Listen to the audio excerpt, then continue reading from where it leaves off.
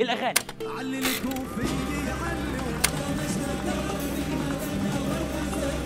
ستثور بك اللغات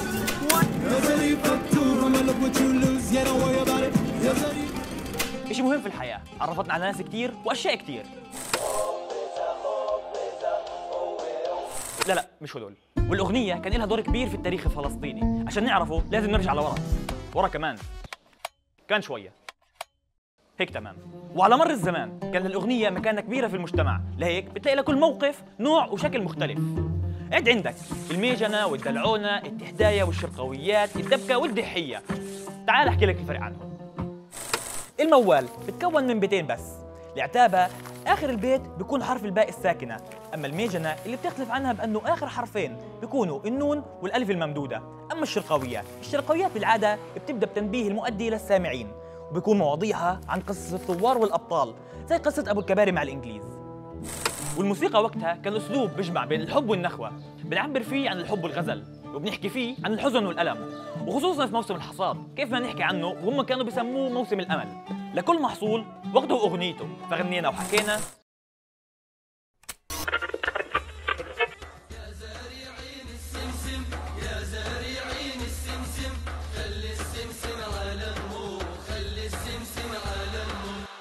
وموسم الحصاد كان موسم عاطفي شوية، كان في مجال لبعض التلميحات الغزلية المحتشمة، واللي بغني للمحصول بغني للأرض اللي حملته. والفلسطيني من قديم الزمان متعلق في أرضه، غنى لها وتغزل فيها وعمره ما نسيها.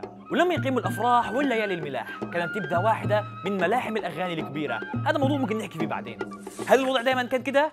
لا، في قصة فرح ممكن تحكي لنا كيف تغير هذا المشهد لبعدين. في حيفا أب حابب يفرح في ابنه، فجهزوا فرقة الدبكة وأحسن عازفين، الشبابة والمجوز جاهزين، وش أقل منها يجيب له أحسن المطربين نوح إبراهيم. أستاذ فلسطين نوح أفندي إبراهيم. الله يفتح. وقتها نوح كان محبوب كتير، المواضيع اللي بيستخدمها وأسلوبه خلى فيه عنده قبول كتير عند الناس. وفي العرس بدأ نوح يغني ويطرب السامعين، لحد ما قعد جنبه واحد وحكى له: انت بس بتغني في الأعراس؟ ما بيكفي هيك؟ ليش ما تغني عن الناس ووجعهم وهمهم، عن الانتداب والصهاينة؟ ليش ما تحول مشاعر الناس لأغاني يضلوا حواليها؟ كنا نغني في الأعراس جبر عتابة ودحية، واليوم نغني برصاص عالجهادية الجهادية. هذا الحوار كان بين نوح والشيخ عز الدين القسام. من وقتها نقدر نحكي أن الأغنية الفلسطينية تحولت عشان تصير من وجوديات إلى ثوريات. القسام بين الثوار آية زتونة شبرية، قال لما يهب الأعصار. نوح غنى عن الثورة وحكى عن الناس وقوى فيهم روح المقاومة، وبالتحديد لما بريطانيا أرسلت الجنرال ديل ليقمع الثورة الفلسطينية عام 1939. فغنى نوح وحكى له: دبرها يا مستر ديل، بلكن على ايدك بتحل. وبسرعة تبخرت أسطورة الجنرال، وتلقى العديد من الهزائم على يد الثوار الفلسطينيين في عدة معارك. هذا اللي خلى أغاني نوح ممنوعة، وبيتم ملاحقتها من قبل حكومة الانتداب البريطاني، وبيتم منع أي عمل مشجع للثورة. نوح كان الشاعر الثائر المقاتل والشهيد. استشهد نوح في معركة مع قوات الانتداب البريطاني وهو في طريقه لاجتماع لجنة الثورة. هذه مش قصة نوح بس، هذه قصة جيل كامل استخدم الموسيقى كأداة للثورة وللمقاومة. What are these women doing? I don't know, they are stupid. 6 hours later. We need help. We need support quickly. الموسيقى ما كانت بس أداة دعم معنوي للثوار، لا، كان ممكن تكون رسالة مشفرة تحكي فيها السيدات للأسرى: الثوار جايين يحرروكم من هذاك الطريق، خليكم جاهزين. وهذا اسمه فن الملالة. إذا ما كنتش عربي استحالة تفهم ما إيش بيحكوا، وحتى إذا كنت عربي على الأغلب راح تشوفوا كلام مش مفهوم. حتى مع اهتدام الأوضاع في هذيك الفترة في فلسطين، كان الأغنية الفلسطينية مكانة كبيرة في الوطن العربي، وكانت في طريقها لانطلاقة كبيرة راح تنقل الصوت الفلسطيني إلى مكان أكبر بكتير. ولكن كل شيء تغير مع اغتيال الحلم الفلسطيني سنة 1948، تغريبة الصوت الفلسطيني. بعد النكبة كان كل إشي صعب في الواقع الفلسطيني، التشتت واللجوء، كل هذا صعب وجود ثقافة فلسطينية في أراضي الداخل المحتل. كل هذا مهد عزيمة الفلسطينيين في مشوار نضالهم واستمرار صوتهم العالي. مشوار الثورة ضل مستمر، وبعد إنشاء منظمة التحرير ضلهم متذكرين أهمية الأغنية الشعبية في روح المقاومة والثورة، فكملوا المشوار بتأسيس مجموعة من الفرق، كانت منهم فرقة العاشقين. لغة العاشقين، لغة العاشقين، هذه جراح. الفرقة غنت لشعراء كتير زي توفيق زياد، سميح القاسم، محمود درويش، وحسين حمزة، ونوح إبراهيم، ومع ألحان حسين نازك المميزة اللي هو برضو كان من مؤسسين الفرقة. أغانيهم كان لها مكانة مميزة تحرك مشاعر الثورة عند الجمهور، وكان للفرقة محطات كتير من أغنية اللوز الأخضر إلى اشهد علينا يا عالم اللي كانت واحدة من أشهر أغانيهم.